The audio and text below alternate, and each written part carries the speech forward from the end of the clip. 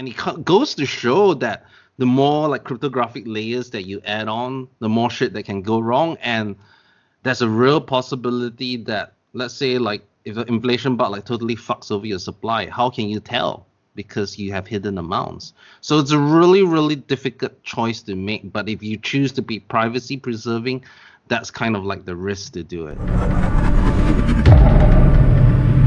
So hello everyone. I have the once again fantastic pleasure, as always, of speaking with the great Reuben Yap, I have to say something nice, right?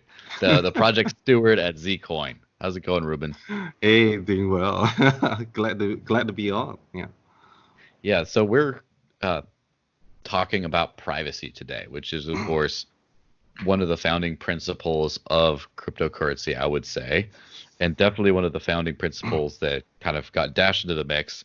As a reminder, of course, I still keep this old dark coin poker chip Oh yeah, on my desk, just to remind what it's all really about. But so first, for people unaware about you, who are you? What do you do? And what basically is Zcoin in just a couple sentences? I'm Reuben. I'm the project steward.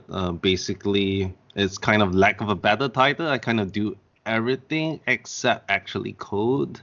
And so I guess, I maintain all the operational aspects, strategy aspects. And Zcoin is a privacy-focused cryptocurrency, and, with proof of work, we launched in about 2016, and basically we enable privacy using zero-knowledge proofs, but the zero-knowledge proofs that we use are unique to ourselves, or rather that we were the ones that kind of pioneered it. Doesn't require trusted setup, no fancy cryptographic assumptions, and yeah, that's kind of it in a nutshell. Yeah. Yeah, nice. So, what is the main difference between the way Zcoin does things and you hear a bunch of other privacy coins? So let's just take let's say the CoinJoin variant, like say a Dash or a Bitcoin Cash, or Samurai Wallet or whatever on Bitcoin BTC, and then like a Monero style approach, and then maybe like a Zcash style approach. Like, what are kind of the main differences between those? Well, I mean, CoinJoin, I guess I think Dash was probably, or rather Darkcoin then was one of the first coins that tried to implement, CoinJoin or like privacy and I guess almost at the not really protocol level, right? And CoinJoin's, well, basically I think any Dash user realize it's just like mixing coins together, but you actively mix with other participants who also want to anonymize. And I guess that's, one way of hiding in the crowd. You use fixed denominations, basically, like you break it down to 10, hundreds, 1000s, and, to make up a particular denomination. Monero, it's kind of like a more advanced version of that, and they also hide amounts using confidential transactions. But instead of having people to actively mix, they can just basically randomly pick outputs from the blockchain and create them into the part of the transaction. So there's no need for active mixing. People don't have to be online at the same time to find people to mix with. So that is an improvement as well. Of course, comes with certain trade-offs. And I guess Mimblewimble is almost like an evolution, but also comes with its own set of challenges where everyone who wants to make a transaction, basically, well, all amounts are hidden as well, except that instead of randomly picking from the blockchain, you actually, every single transaction that goes into a block is combined into almost like a huge coin join, so that it is not clear who is sending the who, especially when you have hidden amounts. So there's no requirement for fixed denominations. All transactions almost look equal. And we can talk about how that's probably not enough as well. Then you have Zcash, which uses like really advanced zero-knowledge proofs, but of course comes with trade-offs in terms of computational complexity, very fancy crypto, and like stuff that's so complex that only a few people in the world understand. Even to this day, people can get it, but you don't really know like the nuts and bolts of it, and that's kind of how like Zcash had that flaw that was live for 2 years and only they could find it, right? And that's kind of like security through obscurity. I guess the way that currently Zcoin works is currently we don't hide amounts, but that's coming in the next gen privacy protocol. But I guess the idea is that instead of mixing, we allow people to destroy their coins, and they kind of like stop existing. But at any time in the future, you can redeem them for brand new ones with no previous transaction history. And we use the zero knowledge proof as a receipt that you burnt some coins. But the beauty about this receipt is that it doesn't show exactly which coin you burned. It's just a proof that I burned these coins without showing the coins that I burned. So we feel that that's a superior approach than rather than just mixing, which is kind of like plausible deniability, and it's also like hiding in the crowd. And sometimes like the transaction graph, like, A transfers to B to C to D, it's not broken. It's kind of like just obfuscated. And we can talk a bit later about that, how sometimes that may lead to issues, especially if usage is low. Yeah. Well, generally speaking, I find that people tend to not understand the concept of privacy. They understand that privacy means I know and no one else does. Right. But as far as they say a coin is private or it's a privacy coin, you love those terms. It seems to be just a very binary thing. Like it just is it a privacy coin, yes or no, and is it better? That's kind of the only things in people's minds. I mean, that's why Verge is still called a privacy coin, right? Even though it's not. Dogecoin Dark, you mean? Oh gosh, yeah. I mean, like it's very hard to get behind that project despite its huge market cap but yeah. Yeah, of course. So yeah, I mean, I guess you want me to break down into like what does it mean, different aspects of privacy in a cryptocurrency, right? Yeah. So like which things can be made private, right? And then just sort of maybe give a couple examples of a couple of projects that do each of those things. Like this one only, obviously it's this much. This one does these both. Right. So, I guess the easiest one to deal with is on the network layer.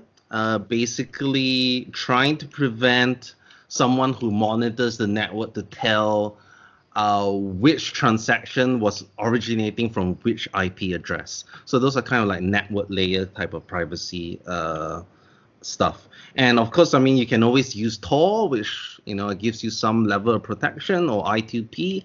And some coins claim that they are a privacy coin just having network layer privacy, which we will see later isn't the case. There are some solutions. For example, we use something called Dandelion, which basically bounces your transaction off like a few nodes before broadcasting it to the public to kind of hide the origin of the IP address. That's relatively lightweight. And there are also more complex stuff like mixed nets, such as used in NIM and other upcoming projects, which are much, much more complicated than Dandelion. So that's like network layer privacy. The other stuff that you can kind of like hide, I guess the most important would I say is the transaction graph. So the transaction graph basically hides the flow of the funds, right? Like A transfers to B, the transfers to C, goes to D. And the transaction graph, if you can break that or obfuscate that gives a very high level of privacy because it is not clear who sent to who. It could be, maybe 20 people. It could be one of these 20 people who sent to one of these 20 other people. And that's kind of like how Monero works, right? Or even with CoinJoin, it could be any of these people who are mixing together. So transaction graph obfuscation is basically hiding the path of the funds or kind of like making it really unclear. We can also... And that's probably one of the more common or the first thing a lot of people seek to obfuscate, right? Right. I think that's like if there's one thing to obfuscate, it's probably the transaction graph that you want to obfuscate because it's basically who transacted with who, right? Then you can also hide the value, so basically the amounts that you're transacting. Like instead of I can hide that that the who might be the sender and who might be the recipient, but I may choose to say review the amounts, like 5.7 coins has transacted in this. Or I can choose to hide it. So like Mimblewimble, basically they offer like hidden amounts on default. That means they hide amounts, that means all transactions, you can't tell what the amounts are, but they don't really do a very good job with transaction graph analysis, which we can talk about later. And I guess I would say there, of course, are like other stuff like metadata, like what kind of information that I'm giving when I'm mixing. So there's most of like side channel stuff. So for example, with Zcoin, you still have to, because we don't hide amounts yet, there are certain patterns when you burn coins. Like if I'm going to be burning in fixed denominations, I can gather some sort of information based on the pattern of the denominations that you're burning and redeeming.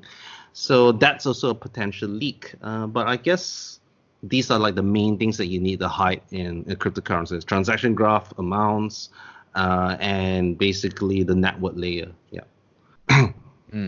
Yeah. So most privacy protocols that I've heard of tend to at least do the transaction graph. So for example, if you got a CoinJoin or something like that, it essentially just mixes up all the coins, and so when you send them, you can't quite connect the one to the other just through the transaction graph. But the IP hiding or anything like that is not necessarily part of that. And the same thing applies to amounts. Now, unless it's something like confidential transactions or some kind of implementation similar to that. Now, of course, it sounds like all these are good to have if you're a privacy advocate, if you want to actually do this. But what could be some of the drawbacks of using this? Because everything has a cost, and especially for people that do not pay close attention to this space, they just think it's just another switch, a magic switch that's on, and then it just works. So, for example, what are some of the key drawbacks or costs you can see in a few of these different approaches? Just throw out a few examples. Sure.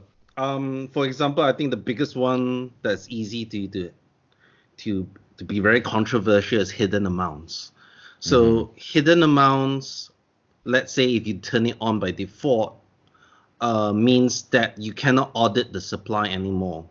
It means that if there's a bug, there's an inflation bug. And remember, Bitcoin has suffered 2 inflation bugs. One which was exploited but quickly fixed, and the second one was found but not exploited. And that was really recent, like just maybe 1 year ago or something like that, 1 or 2 years ago. Yes, so I remember that. It was I remember that it affected a lot of forks, and there was some controversy of whether the developers adequately disclosed the vulnerability. Yeah. But that's I'm sure that's a long conversation. Yeah. There was a Bitcoin Cash developer that disclosed it, so that was interesting as well. Of course. But I guess supply auditability is something that's really tough. Like if you really want like the highest levels of privacy, you need to hide the amounts that you're sending, right? Because it also prevents you from telling, okay, which amount is the change amount, or seeing like, the movements of money. So I do think that amounts being hidden is really important if you really want high levels of privacy. But supply auditability is a really big thing as well, especially when you're dealing with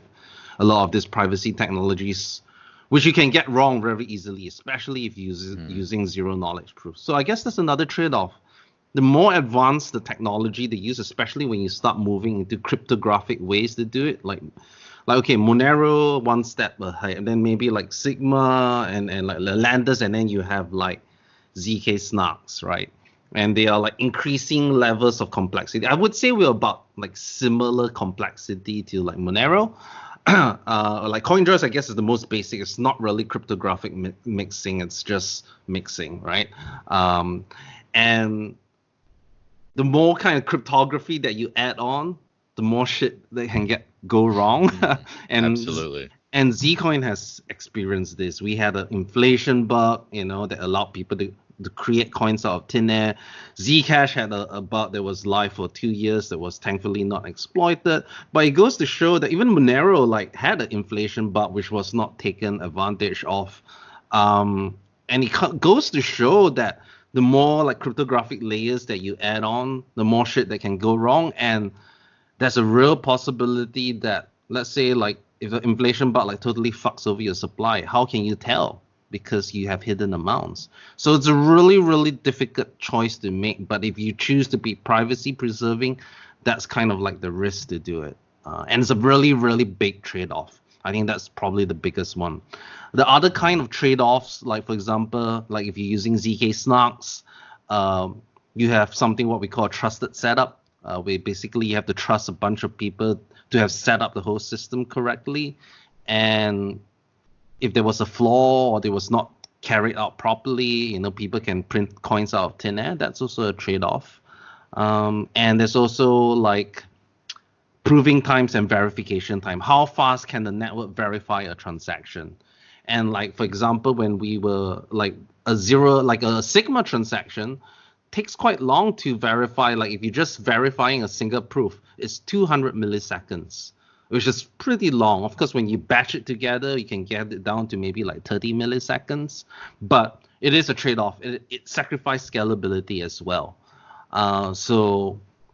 Or like if you're using like ZK-SNARKs to even create a private transaction, previously it used to be like 40 seconds on a really like desktop computer. Now they've improved it so that it's maybe like 7 seconds, but it's still a big problem if you want to do a lot of transactions. So yeah, there's a lot. I remember a few years ago when Zcash was relatively new. There's quite a few businesses around here where I live in New Hampshire that accept cryptocurrencies for payments. And someone wanted to prove a point, and he decided to use a Zcash shielded transaction to buy something from a shop. And that was funny because he went in there with his laptop and was just sitting down and like working on it for a long while, and then we had to generate it. And I mean, obviously it's a very cool thing. It's an experiment, but it was not, not practical. And even if you think I've had, when I buy something with Dash, when I'm paying locally, I hit the send button. Within like 1.5, 2 seconds, it's broadcasted and out, and it takes about 3 seconds, up to 3 seconds, for the point of sale to say yes. Yeah. So we're talking about 4.5, 4 to 5 seconds. But imagine you hit the thing, and then it's like at least 7 seconds to generate, and then I don't know how long it would take to decode on the other end for a point of sale device to query that. But then it's just like, all right, it's a long time. Now when you're sending a payment online, or you're sending it something like you're buying a large purchase item like a vehicle, and it's like, well, it takes 5 minutes or something. That's not that bad. But in terms of like a everyday money kind of thing, it might be complicated. Yeah, especially like, I mean, mobile usage, I think is the way face-to-face transactions are happening a lot now. Like we're seeing many countries moving like WeChat Pay, and China is basically almost, like especially in the urban areas, almost cashless, right? They don't want paper cash, and that speed of responsiveness is really important. So I guess like Zcoin, it takes about 2+ seconds, which isn't great, but isn't horrible as well. Like I can wait 2 seconds, 40 seconds, or even 10 or 15 seconds. I think that's where that line starts to be crossed. Yeah. Now about mobile, that reminds me. I remember. Now, I'm not super current on this because it's been around a year since I've done a relatively deep delve into this. But most privacy protocols are not available to do trustlessly on mobile devices. So, for example, I remember with Dash, you have to have a full node to be able to connect to the other master nodes and then do that. And that's no longer necessary, although I don't know if there's a wallet right now a mobile wallet that now does. I think there's one under production. And then I remember same thing with Monero is that you need to share a view key with the actual node in order to do it. So then you kind of have to trust. And there was a situation where there was basically one major light wallet provider that did the vast majority of the traffic. It could have been a giant honeypot if you think about it. But now things are improved. And I remember the same was with Zcash. Now I don't know if that's still the case. What's the state of privacy on mobile devices without having to trust another full node with your privacy somewhere? I still think it's a work in progress. I mean, even Zcoin, I think we only recently have started making progress in this area. We hope to complete like a mobile wallet implementation that can do the private transactions. It's still not perfect in the sense that we use, so the good thing about us that we can still use like Electrum light wallet server. But the problem is that when you use Electrum, it does leak certain information from the queries that you're making. But you can always host your own Electrum server, or you can trust Electrum server that we run. It's still not ideal, but at the point that we can't tell from the blockchain, or we're not holding any secrets that would de-anonymize you. I think if I'm not mistaken, I think the same is with Zcash at the moment, but I think there will be. I don't think it's like a total roadblock. There are definitely ways to get around it, especially once we already kind of figured out how to do it on Electrum. It's just about making that Electrum implementation more secure.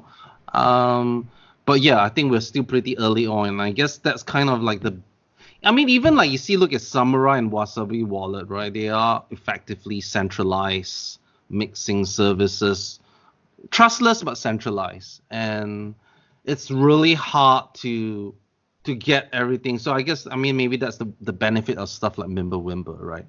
Where everything's on by default, and you don't really have to rely on some sort of cryptographic or like third-party stuff. So yeah, I guess like Mimblewimble excels in that regard. But then you have interactivity where both parties have to be online at the same time, which is a huge drawback. And Beam does it a certain way to resolve it. Grin also has another way, but they're not perfect solutions, and they also involve trade-offs in privacy. So I don't think anyone's got it pat down yet, but we're getting there. Yeah, maybe in the next 1 or 2 years. Yeah, absolutely. And that's now a quick note on regulation and such. Now, we've had an interesting trajectory in cryptocurrency where we started out, this is like a fun little experiment, and at the same time has a very strong cypherpunk ethos, whether it be, the message, the Satoshi's message about the bailout for the banks, or where we go to Bitcoin Jesus, Roger Ver, and hardcore voluntarist anarchist sort of philosophy, right. And just a lot of early Bitcoin people like, we don't need the government. This is like gangster money. Like, we just do whatever we want with it. And then over time, it still seems like those same principles seem to be very much at the core of cryptocurrency. I don't think so. Oh, you don't think so? I mean, that's what we say the core is, but the reality is very different. Yeah. Yeah, I guess there's that whole thing. It seems like there's the same old privacy advocates or the same old decentralization advocates of before, who still are the same, who haven't changed, have changed in the practicality aspect of it, to where they say we still believe this should be. It's not so much this is how you get away from paying taxes, like some people would say back in the day, to more. This is how, this is how that, if you theoretically didn't want to comply, you couldn't, but in order to further technology, you probably should in the short term. So that, a little bit of different switch. So everyone wants their cool cypherpunk coin, but no one wants to get delisted from exchanges. And that's been a thing that happens a whole lot lately. Now, I know Dash has had like half and half success, where Dash has had a bunch of exchange problems, but then has been relisted on a few exchanges or halted a few, and has gotten on some of the more regulated exchanges such as Coinbase. And so it's kind of like a mixed bag, where things like Bitcoin Cash, people don't realize you can kind of do the same thing with CoinJoin, but whatever, the perception's off. And then you have like Monero seems to be the one I hear about. Maybe it's just because it's higher up the market cap, but it's the one I hear about all the time that doesn't get listed very frequently. Now, first off, has Zcoin had those kinds of issues as frequently? We haven't had delisting concerns, but we have had many roadblocks in getting listed. They say, oh, your privacy coin, or like even just integrations, especially when you want to integrate with fiat. Like, that becomes like a huge thing. Like, I can't reveal exactly who because, of NDA, but we were about to be added to a very like big, like crypto credit card provider. I mean, you probably would know who it is, but because of partners being worried about the concerns of privacy, we were told, oh no, we better not do this, and that may affect business, and that's kind of sad because a lot of coins, including Dash, are on it, and even some which do have privacy features, and it was more about the form over the substance. For example, if like stuff like Komodo, yeah, it has privacy features, but they're not like marketed as such.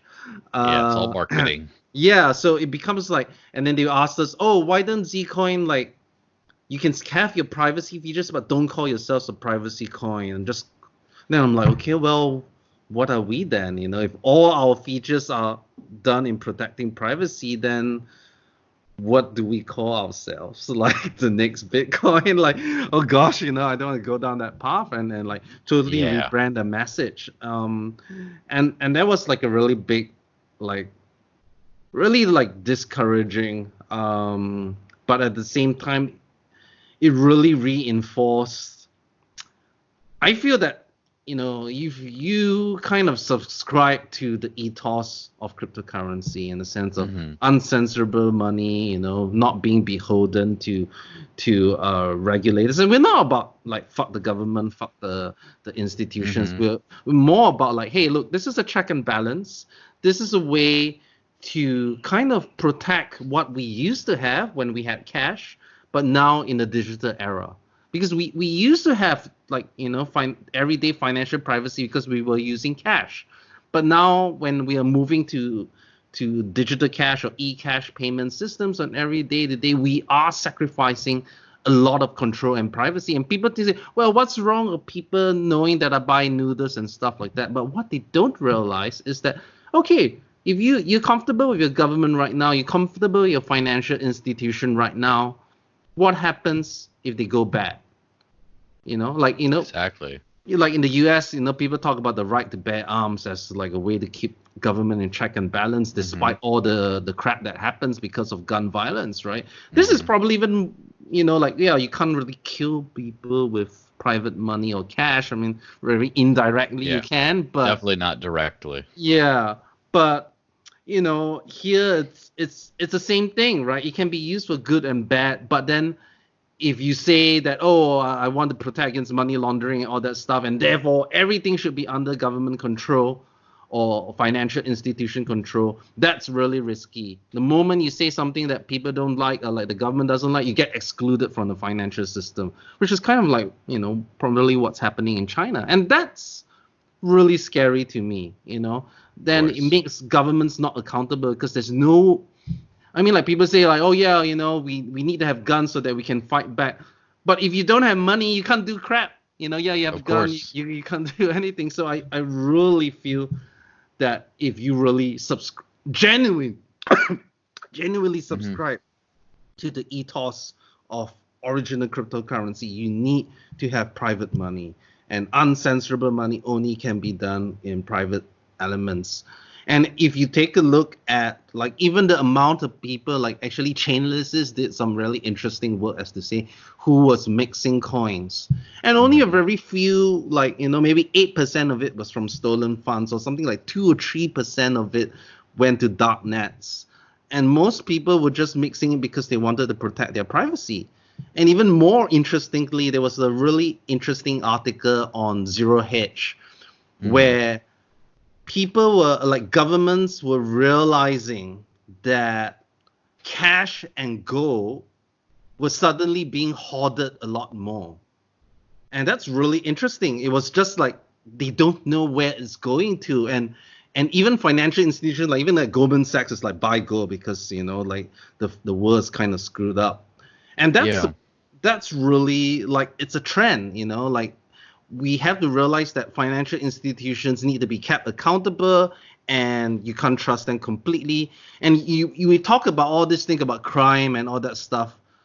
I mean, I would say 90% of all stuff is done through banks. Money laundering happens through banks. Like, one of the things that really gets at me is that all these banks talk about money laundering and stuff, and I'm like, hello, like HSBC, Sinaloa drug cartel. What happened to them? Nothing. Maybe a Yes, fine. of course. People died, and it's like, oh yeah, now let's HSBC's for everyone. We're cleaning up our act when they intentionally allowed this to happen, and nobody went to jail, or really one or two lower guys went to jail. That was ridiculous. And that's the thing, is it's a game theory equation for them a lot of times, I would think, is that, well, this is the risk versus reward profile. The reward is we get a lot of money, a lot of business from illegal activity. But on the other hand, like the risk is, well, there's this much fine, but there's potentially getting shut down. That probably doesn't happen because we donate to all these politicians' campaigns in order to, as a security countermeasure. And it's like they just kind of they do the math, and it's like they hire an actuary to crunch the numbers and say, well, according to this, we probably think this is a net profitable decision, and then they're right, and it works out that way. Yeah, and that's the thing about, as you said, about it doesn't matter freedom doesn't matter if you don't have control over your finances. Yeah. It's ultimately that, like, a lot of people tend to be free speech maximalists. Like, they think that free speech is the most important thing of all. And I think that free speech is what happens when you have the more important freedoms, which is, first off, you have to have freedom of your own security. Yes. Like, if someone can kill you or defend you. And the second is, of course, your resources, your value of your labor and goods and stuff. So if you're safe, physically safe, and you have control over your own money, then you can actually speak freely. If you don't, you can't speak freely. That's why rich people can say a lot more things, unless you're in Russia, then that's exactly. Yeah. But if you're in Russia and you're rich, you can probably get out of Russia and say what you want, if you're rich enough. Yeah. So as far as like the exchanges and regulators stuff, I do remember hearing that most exchanges that had either decided to or considering delisting Dash, like 90% of the cases, they just Googled privacy coin and they saw Dash in some blog post, and that's literally as far as it went. And how do you think this can be explained to regulators as something that's not necessarily scary? For example, you could say, first off, this is a basic right to privacy, and in bank-to-bank transfers are not publicly viewable. That blockchain transfers are, and so it's a basic level of security to make sure that malicious actors aren't watching. And also, this is how you can do some due diligence and know this isn't laundered money, even if they use advanced privacy techniques. Right. What do you think about that conversation? Is it one do you think that could be won, or are you kind of pessimistic about where regulators will see this?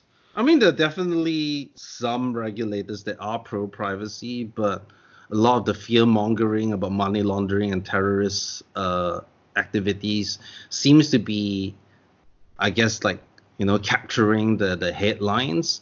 But I feel like that's more of an excuse to protect the existing institutions rather than anything else.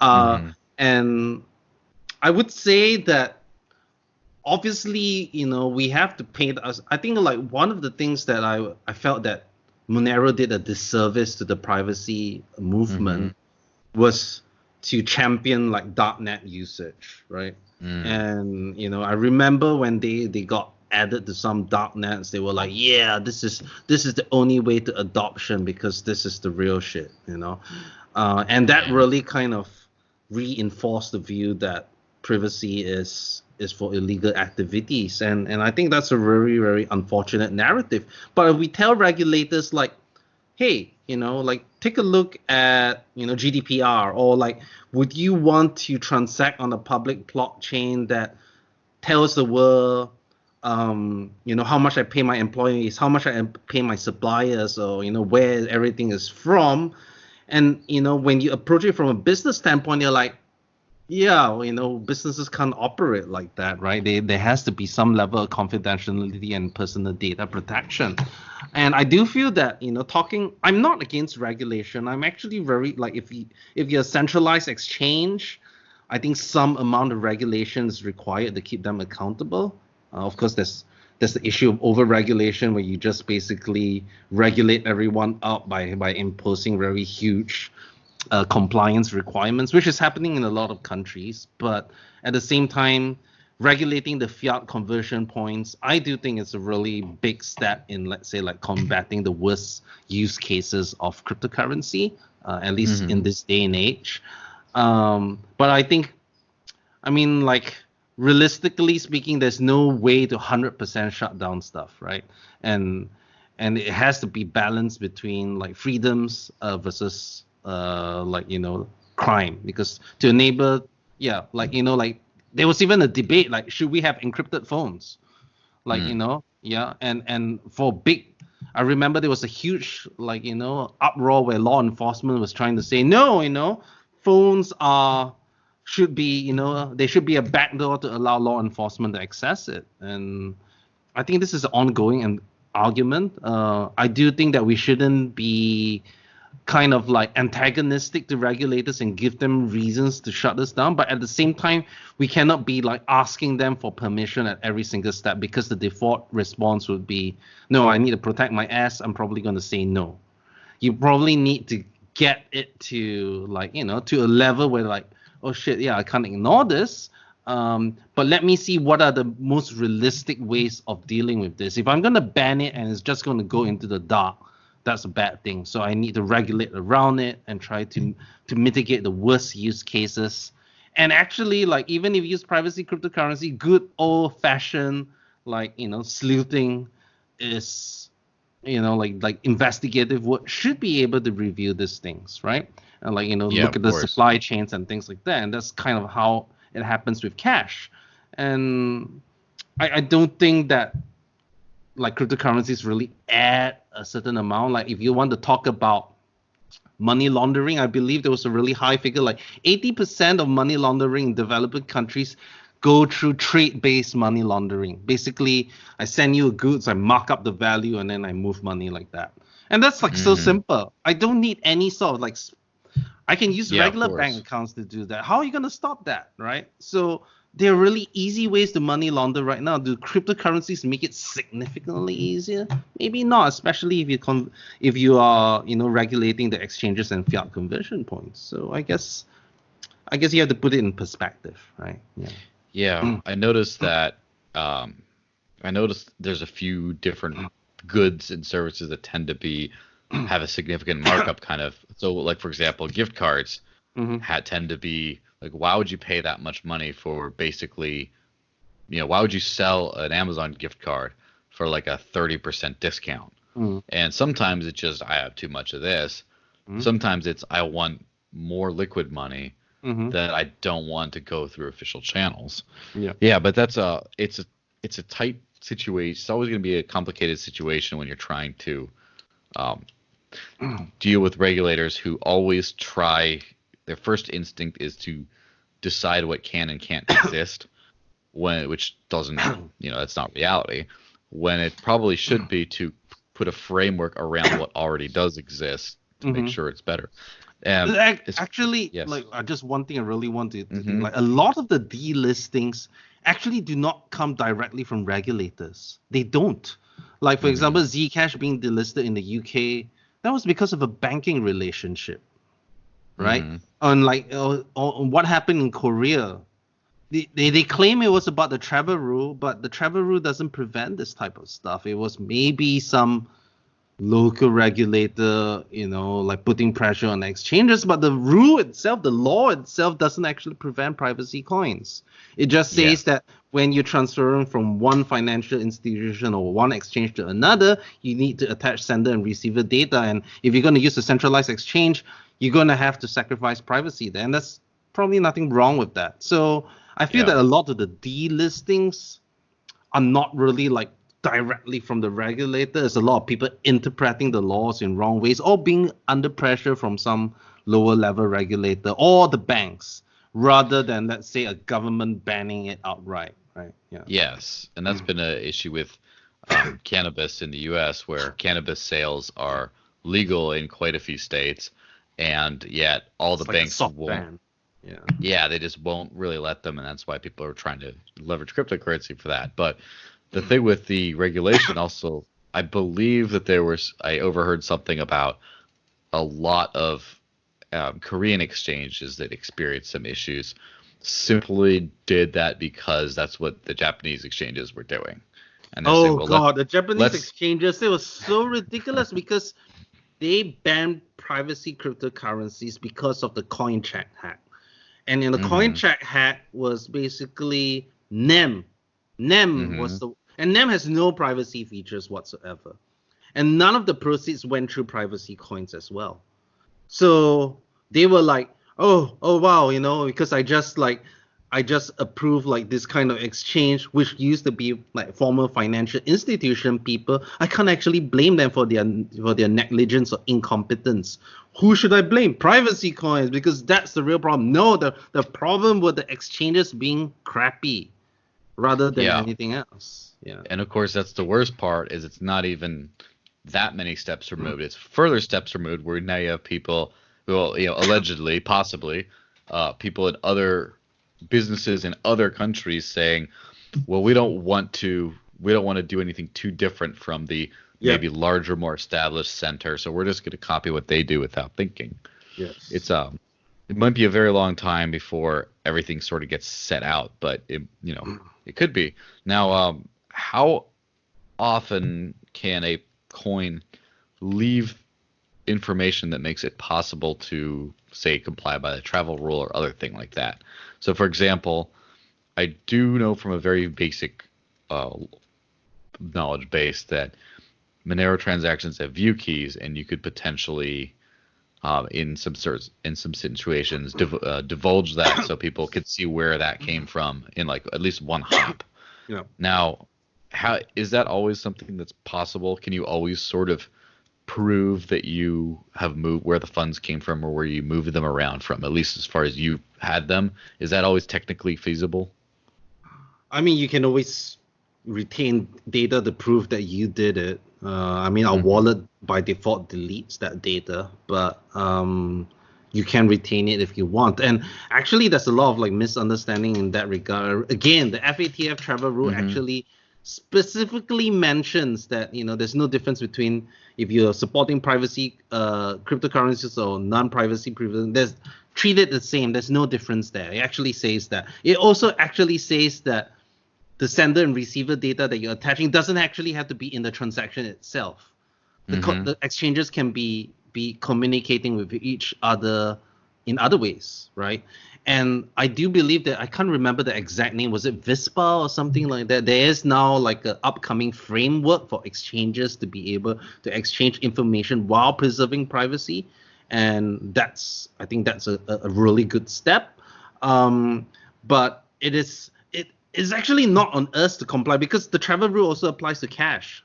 How am I going to Hmm. tag cash, right? So it's not really on us to do. Of course, we can make it easier. Say, oh yeah, you can attach information to it, but I feel like that's a really short-sighted way to do it because it only deals with one particular cryptocurrency. You should have like a framework that can deal with all types of cryptocurrencies, whether Of privacy course. preserving or not. So I'm more in favor of like having that sort of like a framework for exchanges to talk with each other while preserving privacy. But yeah, I really don't think it's from a protocol level. Again, it's not about the privacy. It's about exchanges communicating with each other primarily. Yeah. Yeah. Well, I mean, that's the thing with cash is pretty private and traceless other than, I mean, I'm sure there's plenty of ways that can be done for specific ones, but if you say, here we go, I'm depositing cash, you just say, where did you get it from? Yeah. Technically, in terms of like the technology of cash, there Yeah. aren't really any things to do. And so it should be kind of a similar type of Yeah. thing. It just seems like cash has been sort of grandfathered in, as it were, to where they just, well, the rule can't apply to cash because cash already exists, and we can't, it's like, we're making up different rules here. I mean, there's a war against cash right now, right? So many Hmm. countries are like embracing cashless societies, and like India, we've seen like that crackdown on cash and whether it was actually effective or not. It just seems to be more about centralization of control rather than combating crime. But the narrative was that it was to combat corruption And I don't think it really does that much to help that. Yeah. Yeah, definitely not. Now, earlier you were talking about Sigma and Lelantus and the next steps for Zcoin. hmm And so fundamentally, I mean, I'm sure it's a very complicated topic if if you want to go be technical, but non-technically, Yeah. fundamentally, how is Sigma different from, say, zero knowledge proofs on a ZK-SNARK type hmm setup, and then how does Lelantus change that? Right. So I guess Sigma, the zero knowledge proofs that we are using are, I would say, specific. That means you're proving a specific thing. Well, ZK-SNARKs can be used to prove a variety of things. Like it's not just about transactional privacy. You can put any statement in it and prove it. That's why it's so flexible. But it Hmm. means that you use like complex arithmetic circuits to actually to achieve these things, and it's really really complex. Well, we are kind of like razor focused and okay, let's do transactional privacy, so therefore our cryptography can be a lot easier. We don't use any, I would say, experimental cryptographic assumptions, and what that means is that, so like I'm assuming that this Hmm. mathematical problem is hard, and if it really is hard as we think it is, then the cryptography holds. So the cryptography that we're using is the same that is used in everyday cryptography, like HTTPS transactions or any sort of like basic public key infrastructure. So if the assumptions break, the least of your problems will be Zcoin. You'll be like the entire, like I guess, public key infrastructure of the whole world, including the internet. Yeah. So rather than something like ZK-SNARKs, which ZK-SNARKs breaks, and the only people that get screwed are coins that use ZK-SNARKs or stuff Hmm. like that. I think that's a really big thing, and it's also a lot simpler, as I say that I guess someone can come up with a proof of concept code within like 2 to 3 weeks, as opposed to something like ZK-SNARKs, and that means like a developer can really understand it at a very intuitive level, how this whole system works, and doesn't require any trusted setup.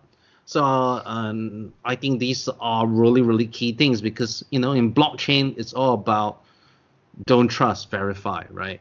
But if I have Naturally. to have a trusted setup, or if I have to trust like cryptographers that only a few people in the world know, that is kind of like security through obscurity, which is kind of Hmm. form of trust as well. And I think I really like what Zcash is doing, but I do feel a more prudent approach when you're dealing with like money, especially like more razor focused zero knowledge proofs. Like, I just need this to do this. Why do I need to create or use a technology that can do so many things and introduce so much complexity? So I guess that's how like Sigma compares with like zk-SNARKs or other types of zk-SNARK type of zero knowledge proofs. Hmm. How Lelantus changes that is really interesting because right now with Sigma we don't hide amounts, where you kind of Hmm. have to like burn in fixed denominations and redeem in fixed denominations, which give a lot of information. As I mentioned earlier, like if I'm going to burn 1, 10, and like 25, and later redeem 1, 10, 25, I can make an inference that they kind of Yes, came of from course. the same person. I do think that's a real privacy risk. And Lelantus allows you to now burn any arbitrary amount and redeem any arbitrary amount. So like previously I had to burn 10 and redeem 10. I cannot burn 10 and redeem 2. If I redeem Mm. 2, I need to kind of like reburn the 8 into something else in fixed denominations as well. While with Lelantus, I could say burn 3.735 coins and then redeem like 1.2, and you can't really see that. So it really, really protects against that pattern analysis there. Uh, and that's a real big advancement. It also hides amounts when you're doing that. However, I guess the really, really big advancement is it allows direct anonymous payments. Mm. Basically, uh, once I burn, because right now when I burn, I have to redeem it back into the base layer, right? That means I destroy Hmm. the coins and Of then course. redeem them. Now I don't have to with direct anonymous payments. I can burn it and I can give the right to redeem to you. Mm. So that means I'm not revealing amounts. I'm not revealing the source of the stuff. So it offers a really, really high privacy element. That means all I'm revealing is that this particular address is receiving something, but I don't know where it's from. I don't know how much the amount is. So what can you tell from that? And I can always give a new address anytime, anyway, right? Of course. So I feel that offers a very, very high level of privacy. That means there's very, very little information leakage there. And I think that really would set us apart while, using very basic cryptographic primitives and no trusted setup. So I guess that's how Lelantus kind of fits in. Yeah. Yeah. So say you burn a certain amount and then someone else redeems a certain amount. Mm-hmm. Now, this is where it becomes like a really stupid newbie type question, but does that mean that it costs that much to send a private transaction, or does that mean you still have credits to be, like, say you burned 5 coins and you redeem 1, you still lost those 5 coins, I guess. They're still burned. No, the 4 are still kept in the burn state, and that means I can redeem it later. Mm-hmm. Yeah, so that it goes to the burn state, and then you can redeem them at any point. Yes. So, what keeps track of the burn state? Like, how do you keep track of like your credit in the burn state? There's something called like Peterson commitment. So there's a commitment to the chain. So I guess this gets really technical, but the idea is that we also like encrypting the amount. So it's like I'm proving that I'm one of the burns, but I am also hiding the amounts. And the way that I keep track of it is what we call through like balance proofs, meaning like when I send and like from the inputs and the outputs, they have to balance. So I'm proving that there's no coins being created, there's no minus coins there, and that's kind of like the basis of a balance proof, that both sides balance.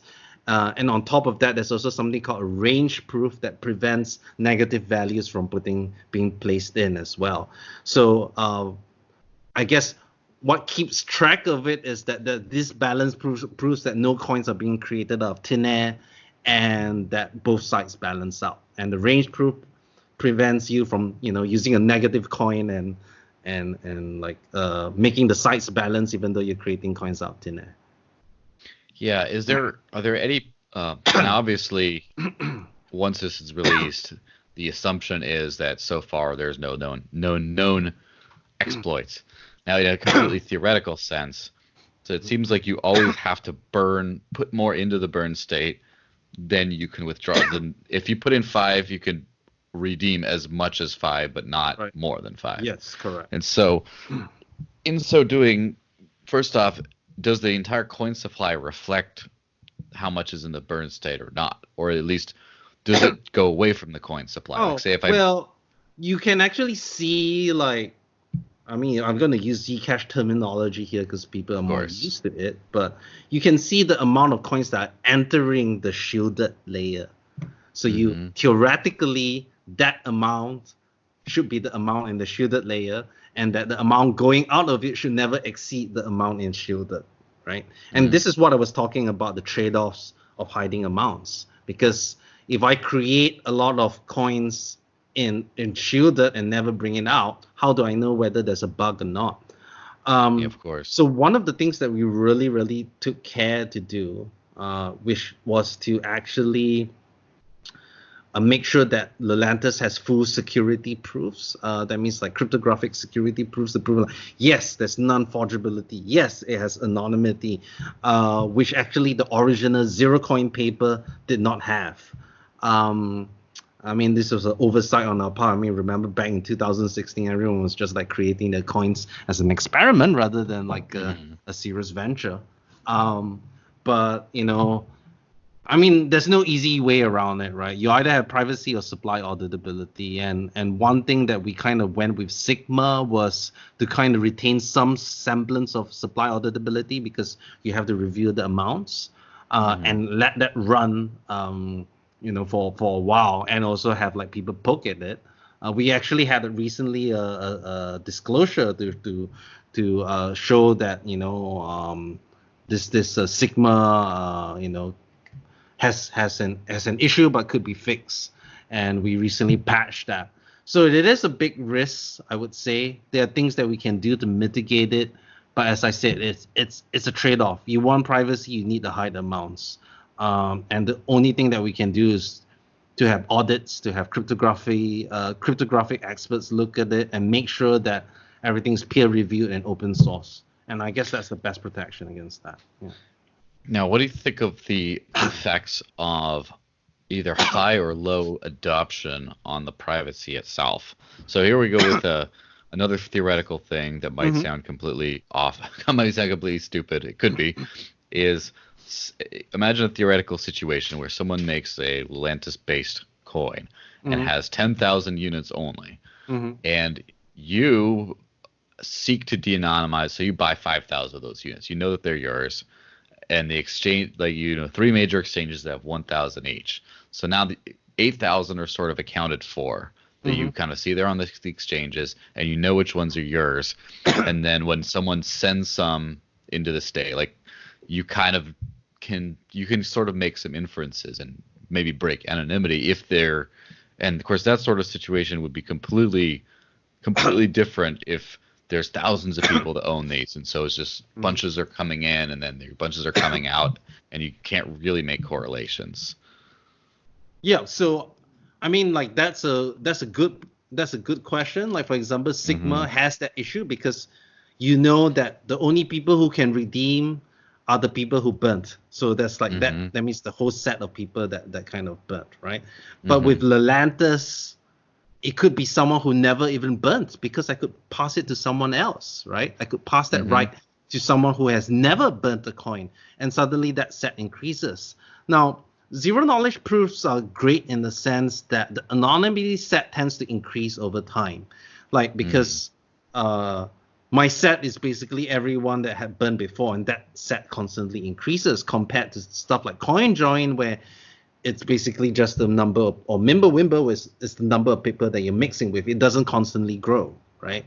So I do think that, of course, privacy on by default does improve privacy on a significant basis, but it's a real problem for like decoy-based transactions, models, privacy models, that means like Mimblewimble, Monero, or like even CoinJoin, where only like a small fraction of it is doing it. Zero knowledge proofs aren't as subject to that, because the more and more people use it, it just grows over time. But I do believe that there is value, so we intend to make Lelantus on by default in all our official desktop wallets. Of course, whether exchanges would adopt that's a separate issue. We can still opt out of it, but we feel that that's okay. Maybe we should be able to see how much money is entering the exchanges. I mean, even just to keep exchanges honest, right? Like, we recently had a case where certain funds were hacked, or rather, like, someone downloaded a bad binary or got scammed over OTC and sent it to the exchange, and we asked the exchange, hey, is this your address? And at first they denied it, and we're like, no, this really looks like your address, right? There's all these transactions there, and perhaps it's good to have some sort of transparency on the exchanges themselves. While when you're doing like transactions between people or other stuff, that's private on by default. So that's kind of how we're approaching it, and I guess it's kind of like a balance between complying and also maintaining compatibility with many other ecosystems while having a very high level of privacy. Like, I don't think you need like 100%, even if just like 20% or 30% or even 10% of all of everyone using private transactions, your anonymity set is going to be really, really huge. So yeah, that's my take on that. Yeah, absolutely. So you need to have more people using it. Yep. So that is one of those funny things with you have a lot of, most privacy coins or privacy projects or protocols have had a completely optional privacy method.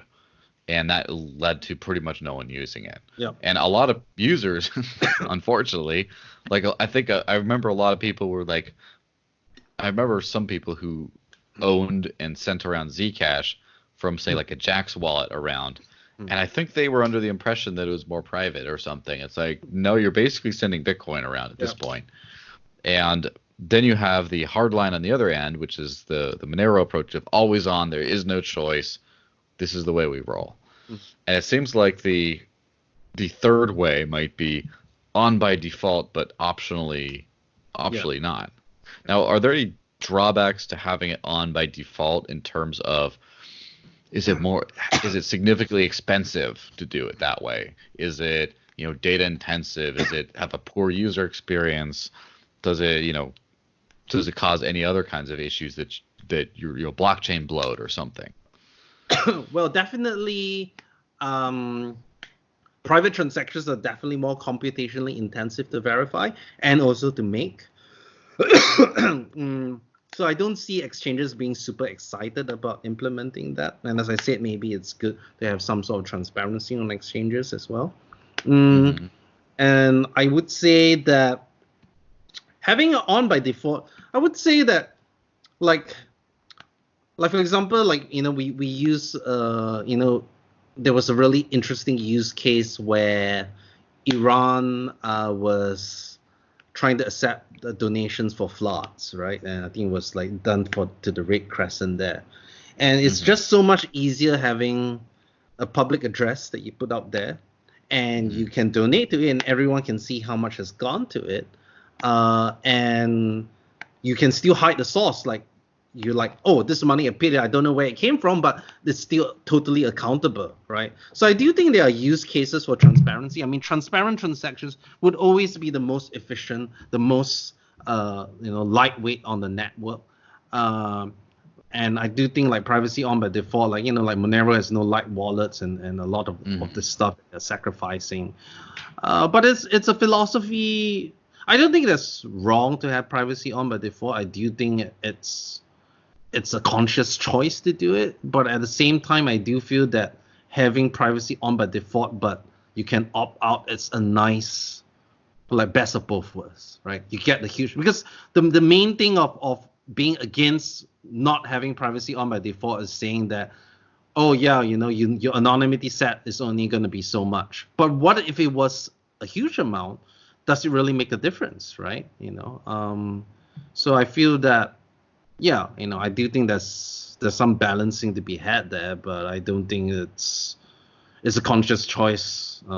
Yeah, I think that kind of answers your questions. Yeah. So the last thing would be, how easy is something like this to Lelantus to implement on other chains? I mean, obviously this is a Zcoin upgrade, but is it something that it can just, we can just slap it on, or does it require, would certain chains be difficult to implement that on because of the way they work? I don't know. How easy is this? Something that other coins can just jump on and copy, or do you kind of is it better if you just start over from zero with a new project? I mean, there are a lot of people that are interested into forking Lelantus and stuff like that. But especially when it relates to it is actually, if you take a look at the privacy scene right now, there are only very, very few projects that actually innovate or actually come up with their own privacy protocols, right? It's funny because that sounds like a very controversial statement, but I don't think it's very controversial at all. Yeah, there's so little new stuff going on. There's the Monero forks, and then there's the Zcash forks, and then there was a bit of Zero Coin, and now we're already starting to see the Zcoin forks, right? And what happens then is they kind of rely on the parent coin to kind of disclose stuff to them and fix it and stuff like that. And that's kind of a big assumption, that it assumes that we are going to be benevolent and disclose. And honestly, we have done that before. We actually disclosed the Zero Coin vulnerability to a bunch of other projects, and we had a really bad experience for that. It's come to a point that I'm like, is it actually worthwhile to disclose? Because we get nothing from it. and it's just being good, and people just steal shit on us. Like what actually happened there? Like there was a zero coin vulnerability. We disclosed it to a bunch of projects, and what happened was they jumped the gun. They broke the disclosure first, and they were like, oh wow, you know, and they didn't even really give like credits to us, and we're like, fuck you, you know, like That's like really mean. like we could have just kept quiet and screwed your entire coin like forever. Like you will never recover from that. But we decided to do the ethical way, and you then screw us back. And I felt really, really bitter about it. I still feel bitter about that. And even recently, when we did the disclosure for Sigma, I don't know. I felt like really like we were getting like the shitty end of the bargain. Like, I mean, I don't know. This sounds mercenary, but you know, we were actually asking some of the projects like, hey, you know, we actually paid for this like bounty. Could you contribute a little bit to it? And all we asked was like, hey, you know, $500 US, $1,000 US, just a show of like support, right? And or if you can't pay, is there something that since you're developing using our like, you know, code and base, is there something that you can do for us to help improve or like get some of your improvements onto our chain? And we got a really like sort of like muted response, and like everyone's like, oh no, you know, thanks for a thing, but no, we're not gonna help you. And then I'm like, well, what's the point of disclosure, right? Like it's just to be a good person, but if it screws over your coin, if there's no benefit for it, there's a real, I don't know. I'm kind of like shifting to the like I'm not gonna disclose to anybody anymore. I just need to disclose to my community, and that's all that I need to be accountable to. Why should I care about other projects, right? So yeah, I don't know. It's really controversial, but I don't know. I kind of lost what was the initial question that went down on that rant. Which was just on how easy it is to activate on other chains. I would say that it is not trivial. I mean, yes, you could take our code base and implement it, but to maintain it is a different question altogether. And to actually understand the nuts and bolts. Like, yes, if you have a competent team, you know, you have like people that really understand cryptography, yes, you can actually take it quite easily, but there are so few of these projects out there. Like I would say a real handful of them that they actually have the expertise to maintain and do this. So yeah, you know, I do think that we are at the forefront of the development. So you know, we understand it the best. But if other people want to take our coin and it improves the visibility of our privacy protocol, so be it. Yeah. Yeah, I mean, hopefully we could think of a time in the future when there's competing development teams that have different, the complementary development teams on different projects that have different goals but kind of share each other's things. No, so for example, we've been collaborating with Monero Research Labs, and you know they are a competitor for sure. They are like the market leaders, right? And we like the direct anonymous payments. We actually collaborated with Sarang from Monero Research Labs to improve it, and now we are also returning the favor, and they are looking at something called Tripitch. I don't know how to pronounce it, and we're also helping in that regard and giving feedback there. So there are ways that we can collaborate and still compete, and I do feel like our work with Monero Research Labs sort of illustrates that we're taking different paths. We may have differing views, but there are ways that we can collaborate our talents together to help improve each other's protocols, because what they're doing in Tripch can also maybe have benefit in improving Lelantus, and kind of like Tripch kind of came as an inspiration from Lelantus as well. So I think that's a real healthy kind of in between. Yeah, absolutely. Well, it's been quite the illuminating chat, and I'm sure it'll generate lots of interest. Thanks again for joining me. Thank you for having me.